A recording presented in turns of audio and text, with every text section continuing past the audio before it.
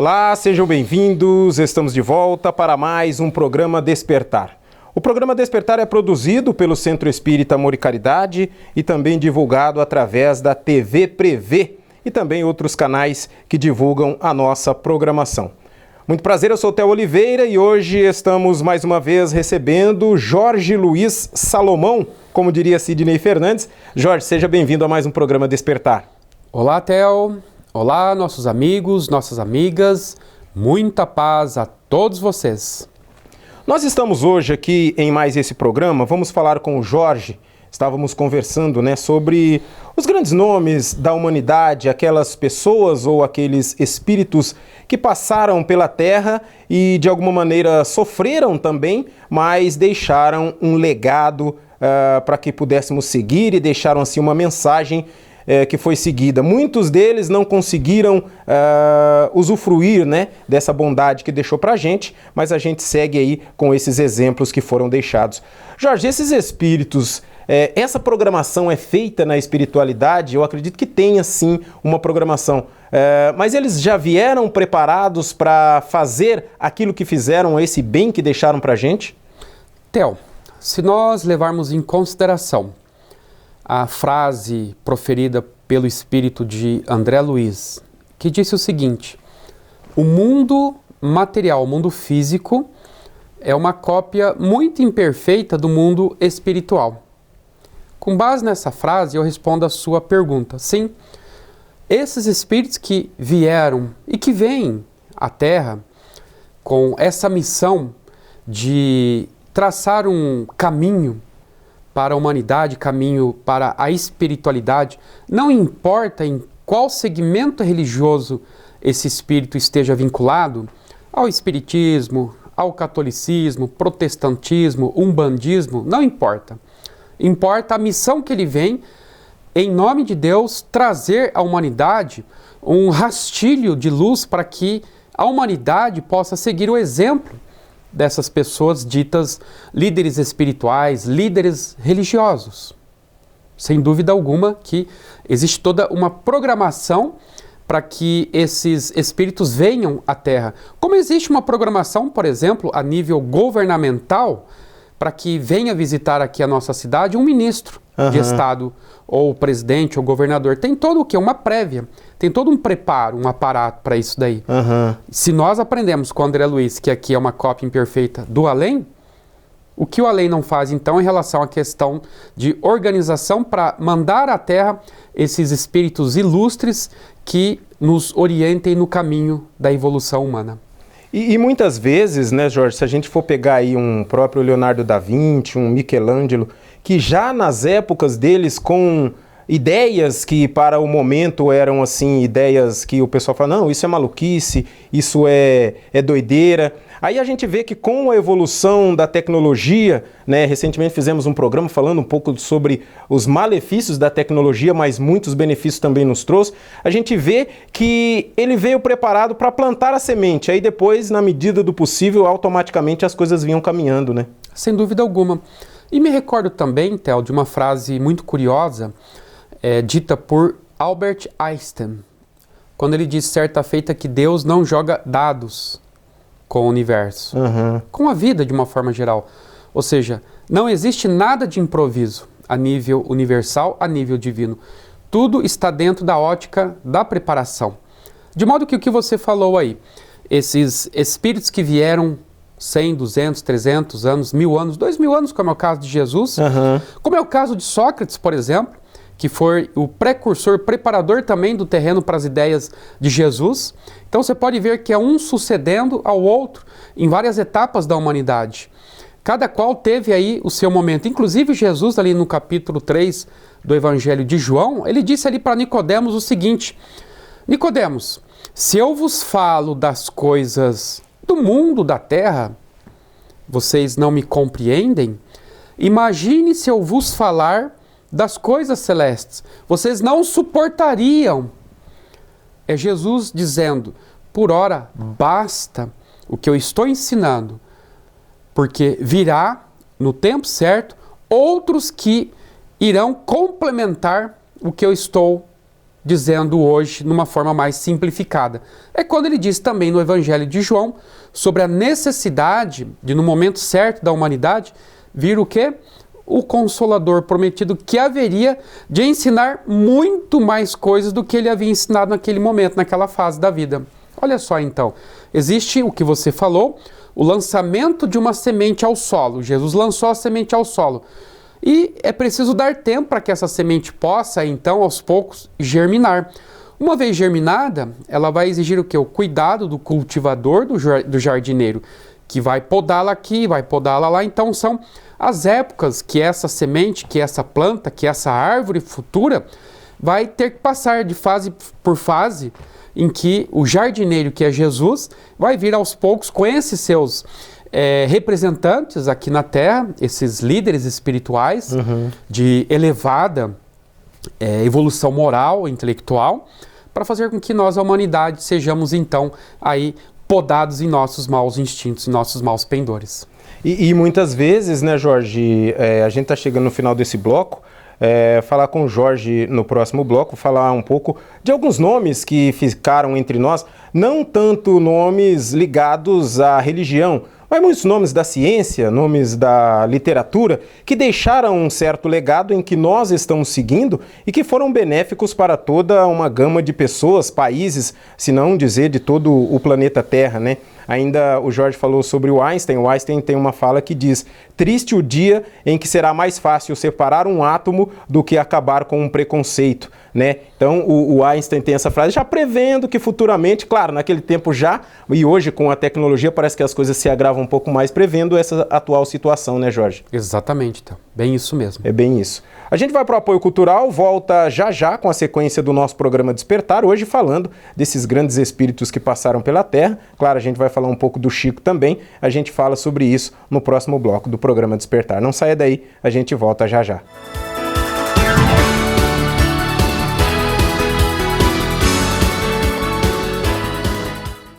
Você pode ajudar o SEAC de Bauru se cadastrando na campanha Nota Fiscal Paulista e indicando a nossa organização como beneficiária na doação automática. Com sua contribuição, nós recebemos o valor calculado em tributos fiscais e concorremos a sorteios mensais. Você também concorre a prêmios de até R$1 milhão e tudo com custo zero. Toda vez que você solicitar o CPF no ato da compra, a doação automática ocorrerá. Cadastre-se no programa Nota Fiscal Paulista pelo site ou, se preferir, baixe o aplicativo no seu celular.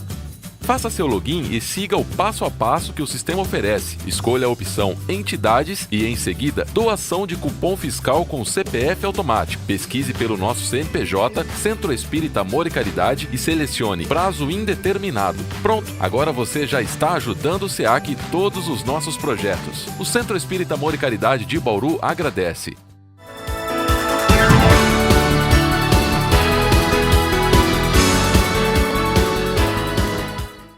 Estamos de volta para a sequência do nosso programa Despertar de hoje, falando com Jorge Salomão. E nós estamos falando, assim, dessas pessoas que muitas pessoas conhecem, já ouviram falar o nome, como a Mary Curie, tem também, claro, o nosso grande Chico Xavier, Madre Teresa de Calcutá, Martin Luther King. E, Jorge, falando sobre essa frase do Einstein, né? É triste o dia em que será mais fácil separar um átomo do que acabar com um preconceito. Eu queria falar aqui também uma situação que nem o Martin Luther King. Ele nasceu num berço religioso, né? O pai e o avô eram pastores, não me lembro bem aqui qual que era a Igreja Batista. E ele seguiu isso e lutava pela igualdade racial, né? Porque naquele tempo a segregação racial era muito grande. E ele tinha o sonho apenas de que duas pessoas de cores diferentes pudessem visitar o mesmo lugar. Não viveu para ver um presidente negro comandando uma das maiores potências do mundo. E muitas coisas ele passou, e ele veio com essa mensagem pela paz e acabou sendo assassinado. Um espírito como o Martin Luther King, por exemplo, Jorge, teve toda uma programação na espiritualidade. A gente já falou disso, você falou que tem essa programação, mas tem um reforço da espiritualidade, porque eu acredito que em dado momento a pessoa pensa em desistir, né? Mas quando o espírito é um pouco mais elevado, eu acredito que seja o caso dele, tem esse suporte da espiritualidade para que tenta, no máximo, aí, suprir, chegar no final da sua missão? Sem dúvida que tem, Theo, não tem dúvida alguma. Principalmente Se formos ali, fazendo como um paralelo à obra de André Luiz, intitulada Nos Domínios da Mediunidade, em que André Luiz e o seu preceptor ou professor espiritual, eles vêm à Terra para visitar grupos mediúnicos, onde se realiza o processo de intercâmbio com além através dos médiums aqui na Terra. André Luiz, o seu preceptor, obviamente desencarnados no além, assistindo os encarnados. Não somente assistindo, porque depois você vai ver que no desdobrar do trabalho espiritual, tem o que ali naquela instituição, junto a um palestrante, por exemplo, que está fazendo palestra. Nós temos ali um líder espiritual da casa que está junto daquele palestrante, transmitindo para ele vibrações, intuições, para que ele possa desenvolver o seu trabalho através da palavra, o melhor que ele possa ali fazer, para aproveitar essa bagagem da espiritualidade. Sem dúvida alguma, esses líderes no campo da ciência, da literatura, no campo da religião, enfim, todos os setores que estão aí, de fato, preocupados com o desenvolvimento humano, o bem-estar da humanidade, sempre contam com um aparato espiritual, sempre contam com um apoio espiritual.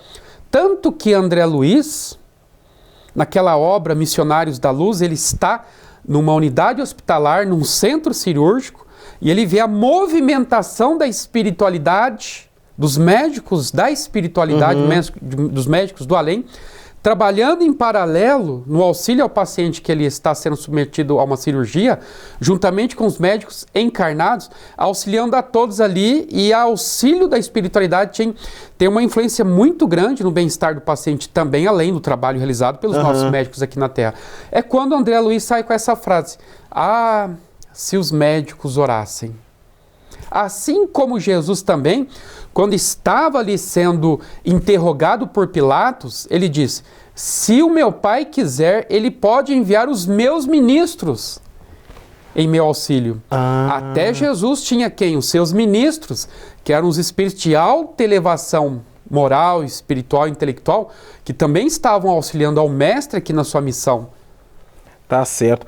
E Jorge, por isso, falando sobre essa questão da palestra, muitas vezes as pessoas ali ao final de uma determinada palestra, o Sidney já falou isso também, muitas vezes ele vem preparado com uma mensagem e meio que ali, antes de começar, ele encaixa alguma outra coisa que caiba naquela palestra, mas que não estava programado, e ao final pessoas vêm e falam: nossa, parece que você estava falando diretamente para mim, eu me senti bem agraciado com isso que você falou e tive algumas soluções para o meu dia a dia, alguns problemas que eu estou enfrentando. Então a espiritualidade também prevê essa situação. As pessoas que estão por aí estão precisando de determinada direção, pode usar também o palestrante para direcionar essa mensagem? Exatamente, Theo. Principalmente se partirmos de uma indagação feita por Kardec no Livro dos Espíritos, quando ele perguntou para a espiritualidade amiga o seguinte: nós que estamos aqui na Terra, nós somos influenciados pelos espíritos? Olha a resposta dada pela espiritualidade maior: muito mais do que vocês imaginam. A influência dos espíritos em relação a nós que estamos aqui na Terra é muito grande, é muito acentuada. Na medida em que nós nos vincularmos a esses espíritos, desde que estejamos aí num diapasão, ou seja, num nível mental satisfatório, claro, positivo, nós teremos quem do nosso lado por força da lei de atração? Companhias que estão vibrando no mesmo diapasão, no mesmo nível mental que nós estamos ali naquele momento. Também o problema maior é o inverso. Se eu estiver num diapasão, num nível mental ruim, deficitário e negativo, eu vou me vincular a mentes enfermiças, a espíritos perturbadores. Entendi. E Jorge, voltando aqui nesses grandes nomes, eu imagino assim, que lendo algumas biografias, né, as pessoas, elas nasceram muitas vezes em famílias pobres.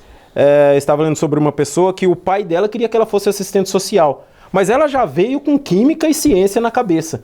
Tanto é que eu estou procurando aqui nas minhas anotações, mas não estou achando o nome dela. Se eu achar até o programa eu falo. Aí ela já ensinava química na escola para as crianças com idade pequena. E ela foi uma das primeiras pessoas que começaram a ver ali a questão do DNA, e futuramente pessoas ganharam um prêmio Nobel em cima do estudo dela. Então, quando o espírito, como esses grandes nomes, já vem determinado aquilo, mesmo que o pai fale, não, você tem que ser médico, Jorge, não, eu quero ser advogado e tal, tem essa levada aí, é a espiritualidade dando ali um direcionamento, Jorge? Você quer um exemplo? Winston Churchill, o grande primeiro-ministro britânico na Inglaterra, lá no período da Segunda Guerra Mundial, foi considerado um dos maiores estadistas do século XX, Churchill.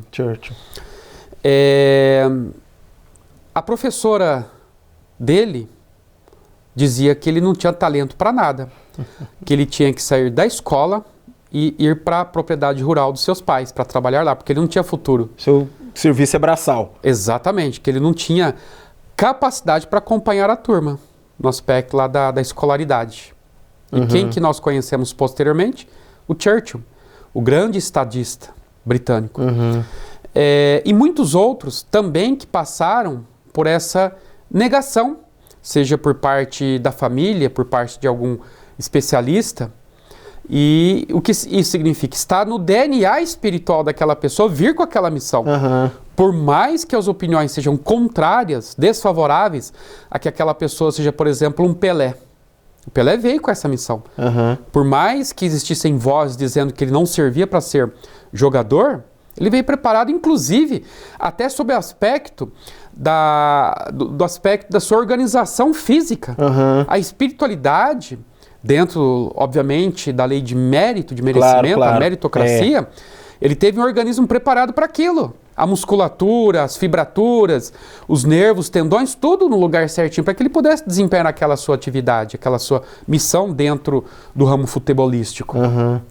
Nós estamos nos aproximando do final desse nosso segundo bloco também, mas eu acho que dá para o Jorge falar um pouco. Ô Jorge, e muitas vezes a gente vê que os grandes nomes, pegar o exemplo já de Jesus, né? Jesus foi massacrado antes de ser crucificado. E a gente vê que muitas pessoas que vieram para fazer o bem, só que esse bem batido contra o grande status que tinha, foram ou assassinados ou desapareceram. Sempre tem essa contrapartida, mas acredito que na espiritualidade eles têm assim aquela sensação de missão cumprida. Exatamente, Theo. O importante é esses espíritos, quando eles estão em contato, ou estiverem em contato conosco aqui na Terra, terem desempenhado a sua missão a contento. Porque pode acontecer também de, numa eventualidade, acabam se perdendo pelos vários caminhos aqui da vida e não cumprem, como já aconteceu com vários outros missionários.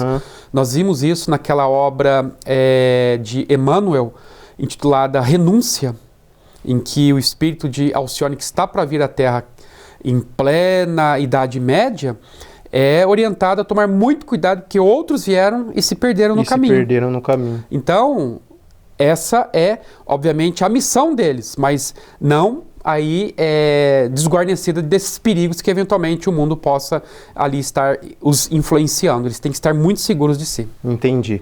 A gente vai fazer mais uma pausa para o nosso último apoio cultural e voltamos já já com o último bloco desse programa Despertar, com a presença de Jorge Salomão. Não sai daí, a gente volta já já.